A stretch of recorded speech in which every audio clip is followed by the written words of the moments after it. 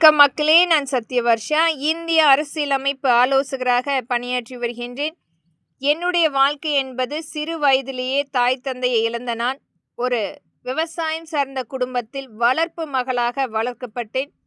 கல்வி, பணி அனைத்துமே கிடைத்து ஒரு நல்ல நிலைமையில் ஒரு வங்கியில் முழுமையாக 14 ஆண்டுகள் வேலை புரிந்தேன். அதற்கடுத்து ஒரு நல்ல உணவு சார்ந்த தொழிற்சாலை ஏற்படுத்த வேண்டும் என்பதற்காக ஒரு 100 நபர்கள் வேலைக்கு அமர்த்தி அவர்களுக்குரிய அனைத்து வகையான சம்பளம் நிர்ணயம், ஒரு இலவசமான கல்வி, இலவசமான மருத்துவம் அனைத்துமே முழுமையாக அந்த தொழிற்சாலை மூலம் கொண்டு வரப்பட வேண்டும் என்று அடுத்த கட்டத்துக்கு நகரும் பொழுது பாரதிய ஜனதாவினுடைய ஆக்கிரமிப்பு, ஒரு அரசியல் காழ்ப்புணர்ச்சி முழுமையாக என்னுடைய வாழ்வாதாரத்தை அழித்து என்னுடைய குழந்தையும் நானும் ஒரு மிகப்பெரிய அளவில் வறுமை கோட்டுக்கு கீழே வந்து அனைத்து எந்த ஒரு சொந்தங்களுடைய ஒரு முழுமையான உதவி இல்லாமல் ஒரு நிரந்தரமற்ற வாழ்வாதாரத்தை இந்த பாரதிய ஜனதாவுடைய ஆளுமை என்பது நேரடியாக கிடைத்த ஒன்று.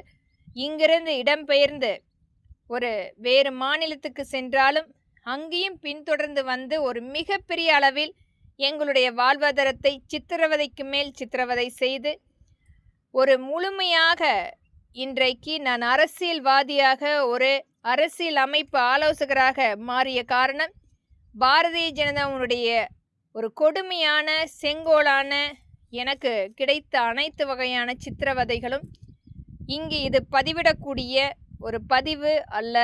இது எதற்காக பதிவு செய்கின்றேன் என்றால், எத்தனையோ பெண்கள் இங்கு ஒரு அரசியல் ரீதியாக முழுமையாக அவர்களுடைய வாழ்க்கையை இழந்திருக்கலாம். ஆனால் முயற்சி என்பது அடுத்த கட்டத்திற்கு நகர்வதற்குரிய தோல்வி நிரந்தரமல்ல.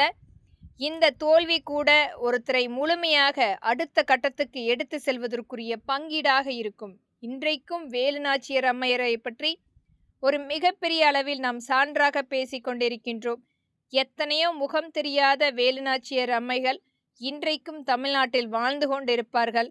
அனைவரையுமே போற்றுவோம். இது மாதிரியான ஒரு மதவாதத்தை ஏற்படுத்தக்கூடிய கட்சி என்றைக்குமே ஒரு நிரந்தரமற்ற நமக்குரிய தலைவர்கள் இவர்கள் அல்ல. ஒரு நல்ல தலைமையை தேடுவோம்.